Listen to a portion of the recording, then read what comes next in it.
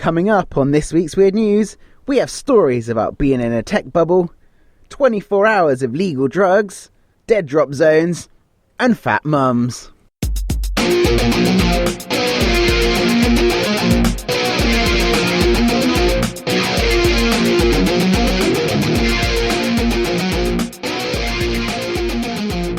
And now it's time for this week's Weird News with Daniel Bryan.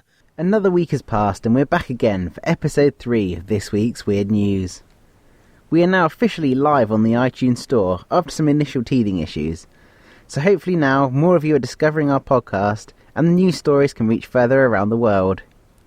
Either do a search on iTunes for this week's Weird News or follow one of our links on our website at www.thisweeksweirdnews.com. On the show last week, we introduced 4 stories to you all from week 10. These stories featured the man who swallowed a goldfish, who a child dressed up as for World Book Day, the man who gets drunk from eating chips, and the German town getting payback time on people that are caught short. If you missed any of these stories, you can listen back to our last episode on our website or find it on the iTunes store. Don't forget, with any of our stories featured on the show, you can get in touch with your views and comments. Or, if you come across any weird and wonderful news stories during the week, please send it in and it may be featured on next week's show. The Twitter account is still having the most responses and followers from all our social media platforms. If you haven't checked it out already, get on there and follow the show. Like or follow us by going to Facebook.com/thisweeksweirdnews or on Twitter @weeksweirdnews. So here we are at the end of week 11, 2015, and we have 4 news stories to share with you this week. Or, as some people may prefer, these stories are from the 9th to the 15th of March. Story number 1. Nowadays, we're all glued to our phones. Most of us are either texting, instant messaging, or checking out our social media. When doing this, we are usually in our own little bubble. There are easily times that we miss what people are saying, or claim to be listening when actually we're off in a little virtual world.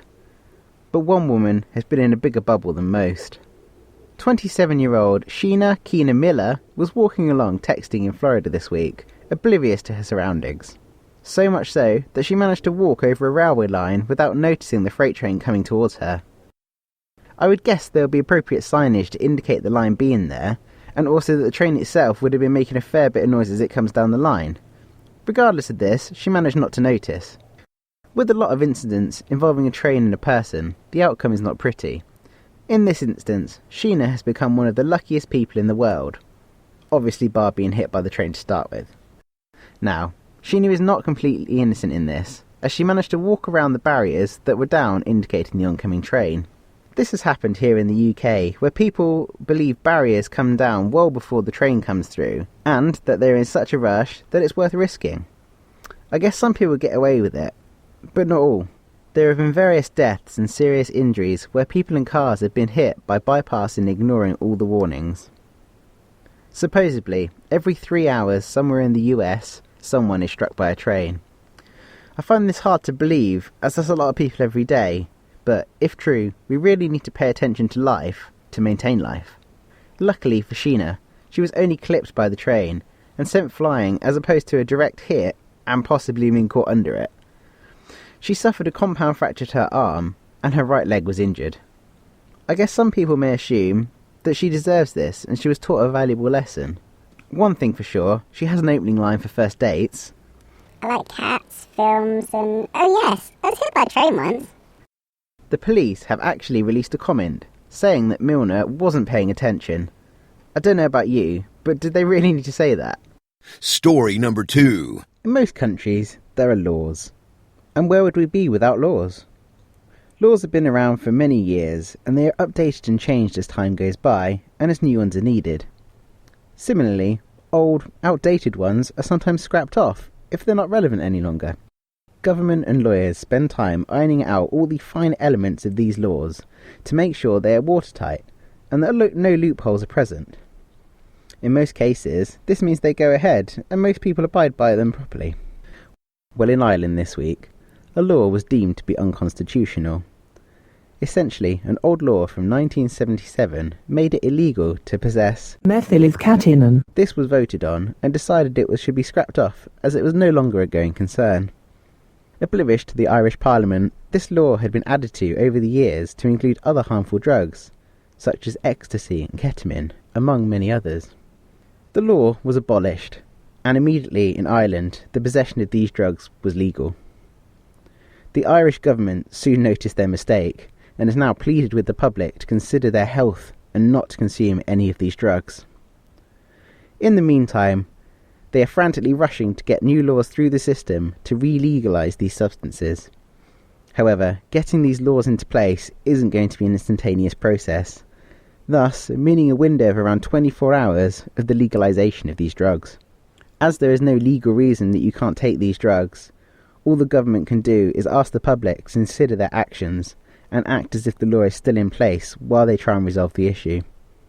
What did the people do? Was there a massive rush for everyone to buy, possess and sell within this window? What would you have done? Get in touch with your views. You can become part of this week's Weird News. This section of the show could be dedicated to you. Sponsor the show and we can fill this section with a tailor-made advert just for you. Reach your audience in a different way with the power of a podcast. We are open to your ideas, so get in touch at thisweeksweirdnews@gmail.com. Get on board with us now as our listeners grow and we can reach more and more subscribers together. Story number 3. Peer-to-peer sharing has been around a long time on the internet.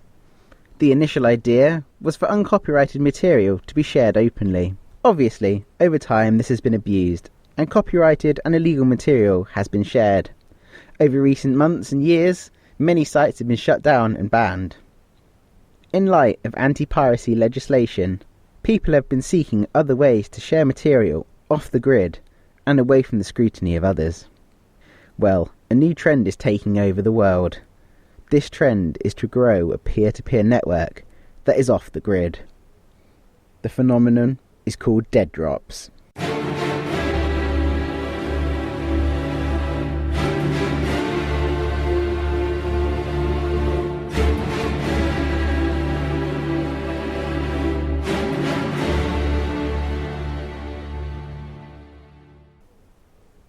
Now, this is a lot nicer than it sounds. Around the place, people are finding USB flash drives fixed in walls at discrete locations. The idea is to rock up with your laptop, plug it into the wall, and you're able to take a copy of anything you like, or you can save something to the USB drive that you want to share with others. The nice thing about this is that you never know what you're going to find, and each drive will contain different information, and it should change as time goes by.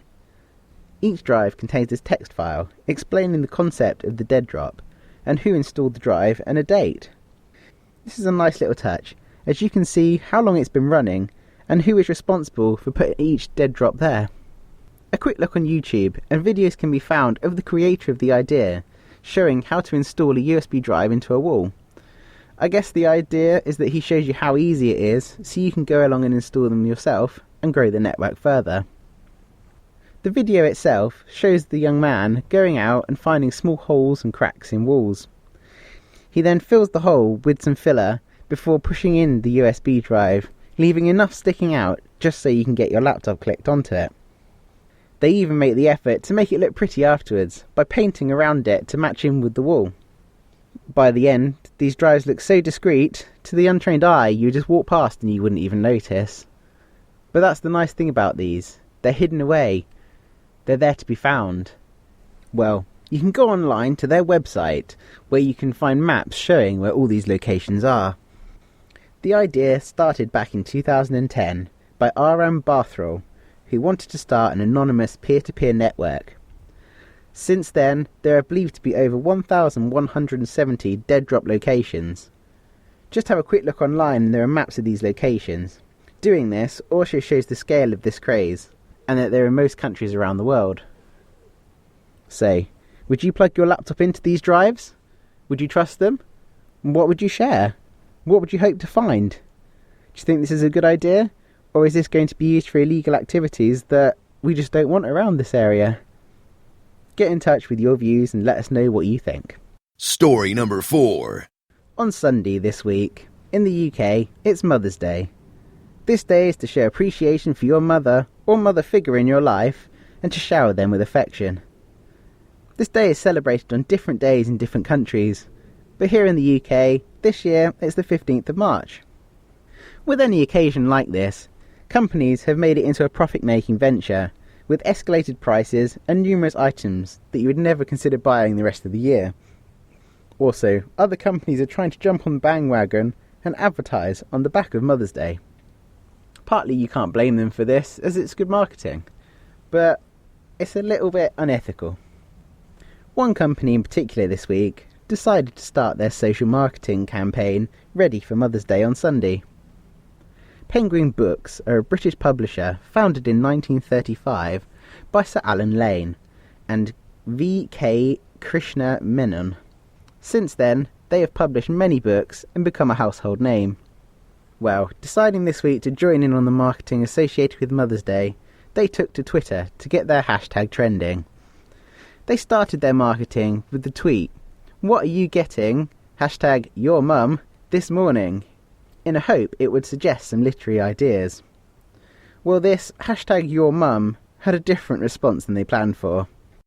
Your mum jokes have been around a long time, and this hashtag has reignited the jokes. Yo mom is so hairy! Bigfoot took her picture! There are, however, people out there taking the hashtag seriously, and giving ideas of what they'll buy for their mother for Mother's Day, and suggesting other ideas for others. Initially, Penguin must have been in panic about their marketing campaign backfiring on them. However, since then, multiple newspapers and online sources, such as us, have picked up with this story and added further promotion for Penguin. So, an initial issue for them may have actually paid off. Yo mama's so fat that she needs cheat codes for We Fit! So what do you think? Was this an obvious mistake they should have noticed? Or was it planned? Get in touch with your views. There we have it. 4 more stories for you to mull over and tell your friends about. If you have any comments on these stories, or even to tell us your favourite mum jokes, get in contact with the show. Email thisweeksweirdnews@gmail.com. Comment on Facebook at facebook.com/thisweeksweirdnews or on Twitter @weeksweirdnews. Or you can go to our website where you'll find all these contact details and more about the show. To do this, go to www.thisweeksweirdnews.com. In another first for the show, this week we went live on YouTube. You can find us by searching This Week's Weird News on YouTube and subscribing to our channel. Go check it out. Thanks for listening, and hopefully we will see you next week for another 4 news stories. Don't forget to tell your friends about us. Join us next time for more weird and wonderful news from around the world. Only on This Week's Weird News. Goodbye.